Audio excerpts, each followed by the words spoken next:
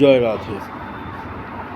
আমরা যদি শাস্ত্রীয় সম্মতভাবে দীক্ষা গ্রহণ করে থাকি, তাহলে সেই দীক্ষা মন্ত্রের কথা কাউকে কোনোদিনও বলতে নেই।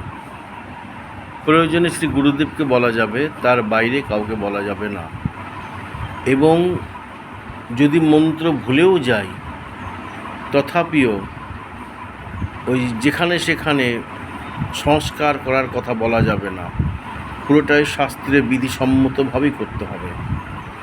আর যদি মনে হয় যে আমি আবার নতুন গুরুদেব করব, সংস্কার করব, আমার গুরুদেবের সঙ্গে যোগাযোগ হচ্ছে না, তাহলে নতুন কোনো সংস্কার করা যাবে না।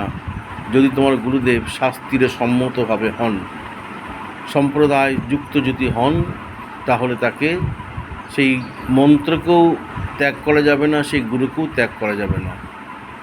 যতক্ষণ তিনি প্রকট অবস্থায় থাকবেন, যেভাবে হোক তাকে খুঁজে বার করে তার কাছে আবার পুনরায় সংস্কার হতে হবে। কিন্তু আমার গুরু আছে বলে আমি অন্য গুরুর কাছে গিয়ে সংস্কার হলাম, আবার গুরু, এরকম একাধিক গুরু করলাম অপ্রয়োজনীয়, তাহলে সেটা অপরাধ হবে। তার প্রমাণ আমরা দেখতে পাই। একদিন গদাধর পণ্ডিত মহাপুরুষ সামনে এসেছেন, এসে বলছেন, প্রভু, আমি আমার যে পূর্বের মন্ত্র অন্য একজনকে বলার ফলে আমি সব ভুলে গেছি, আপনি আমাকে সংস্কার করে দিন। একদিন গদাধর দে প্রভু স্থানে কহিলেন, পূর্বমন্ত্র দীক্ষার কারণে ইষ্টমন্ত্র আমি যে কহিলু কারো প্রতি, সেই হইতে আমার না স্ফুরে ভালো মতি। সেই মন্ত্র তুমি মোরে কহ পুনর্বার, তবে মন প্রসন্নতা হইবে আমার।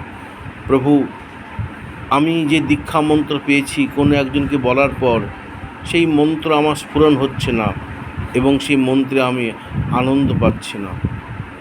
প্রভু, তুমি আমাকে পুনরায় সেই মন্ত্র বলে দাও।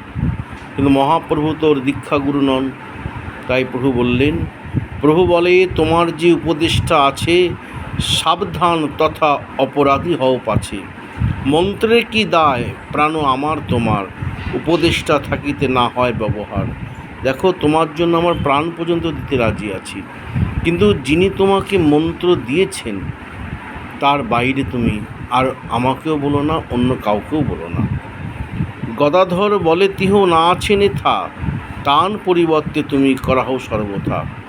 দেখো, আমাদেরই প্রতিনিধি হয়ে গদাধর বলছেন, যেন মনে হচ্ছে গদাধর আমার যে অবস্থায় চলছি অজুহাতের দ্বারা, যে আমার গুরুদেব কাছে নেই, তাই সেরকম গদাধর বলছেন যে তিনি তো কাছে নেই, তাই তোমার কাছে আমি নিচ্ছি।